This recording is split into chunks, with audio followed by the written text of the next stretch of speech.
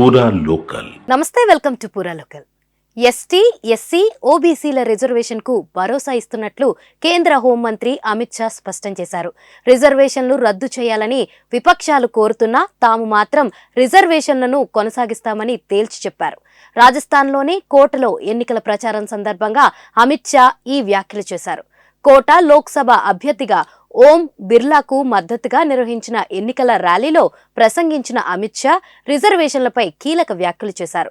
ప్రధానమంత్రి నరేంద్ర మోదీ స్వయంగా ఓబీసీ వర్గానికి చెందినవారని, అందుకే వెనుకబడిన తరగతుల కోసం కేంద్రంలో అధికారంలో ఉన్న బీజేపీ ప్రభుత్వం అనేక రకాల పథకాలను అమలు చేస్తుందని ఆయన వివరించారు.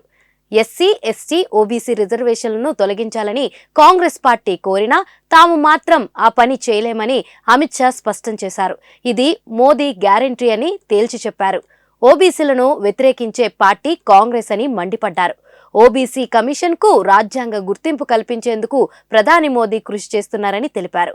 అన్ని కేంద్ర సంస్థల్లో ఓబీసీలకు 27% రిజర్వేషన్లు కల్పిస్తున్నామన్నారు. కాంగ్రెస్ అభ్యర్థి వ్యతిరేక పార్టీ అన్న ఆయన 2014-2019లలో బీజేపీ పూర్తి మెజారిటీ ఇవ్వడం వల్లే ఆర్టికల్ 370 రద్దు, అయోధ్యలో రామ మందిర నిర్మాణం, పౌరసత్వ సవరణ అమలు వంటి చర్యలు చేపట్టగలిగామని గుర్తు చేశారు.